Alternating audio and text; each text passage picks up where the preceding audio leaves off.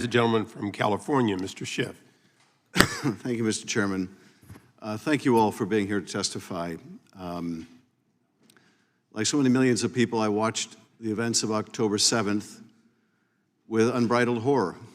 I found it hard to wrap my head around the magnitude of the brutality, the nature of the butchery, the murder of whole families, the rape of women, the desecration of bodies, the burning families alive, families clutching each other, lying in bed as they were machine gunned. And I asked myself, how is it possible that people could commit such acts of barbarism? And I think I probably speak for many in the Jewish community when I say that as horrifying and traumatizing it was to witness that, it amplified the pain to see the reaction, the almost immediate reaction in the United States and around the world was to not condemn the butchers, but to condemn the victims, to celebrate Hamas's acts of unbridled terror. And then I asked myself a different question: how is it possible that people could justify the butchery of whole families, the wanton, deliberate violence directed against these innocent civilians? How could that be celebrated? And I don't think it can be celebrated unless you view Israeli life, unless you view Jewish life as somehow less than a human life. We spend a lot of time debating the definition of anti-Semitism. I'm not sure I could give you a clear analytic answer to that question, but it seems to me at its most basic, viewing Jewish life as less than human life is the very definition of anti-Semitism, or it's certainly anti-Semitism in its most extreme form. And what I see happening on college campuses with a glorification, with people talking about how empowered they felt at seeing women butchered, peace activists mowed down, the fact that many Jewish students don't feel comfortable expressing their Jewish identity,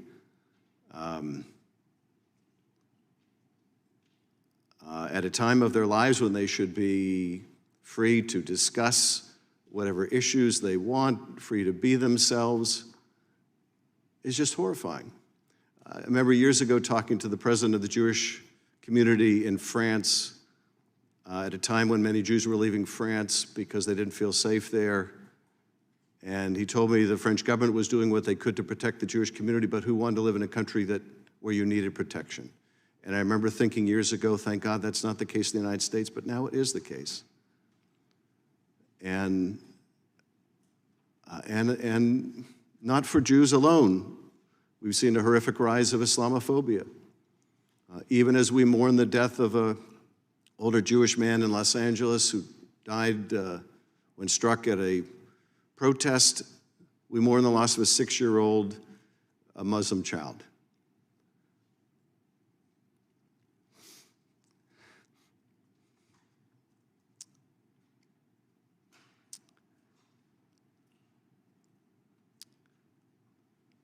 Just horrifying.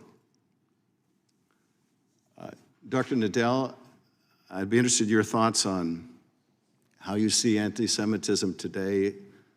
How is it different in character than what we've seen in the past? Ms. Burdett, I'd be interested in your thoughts on how hate online leaps into the real world and what we might do to combat that.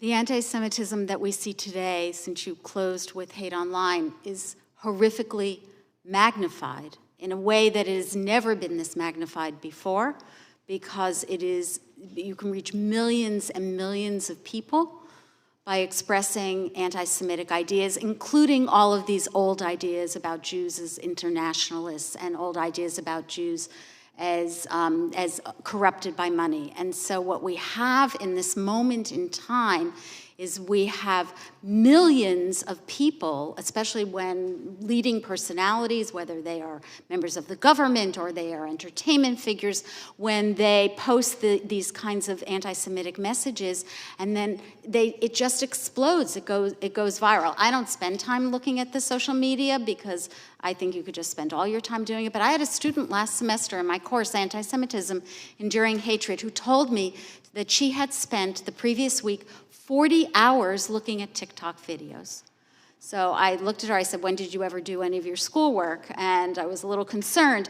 But the point is that anti-Semitism is magnified in a way today because of social media that was just unimaginable in earlier eras.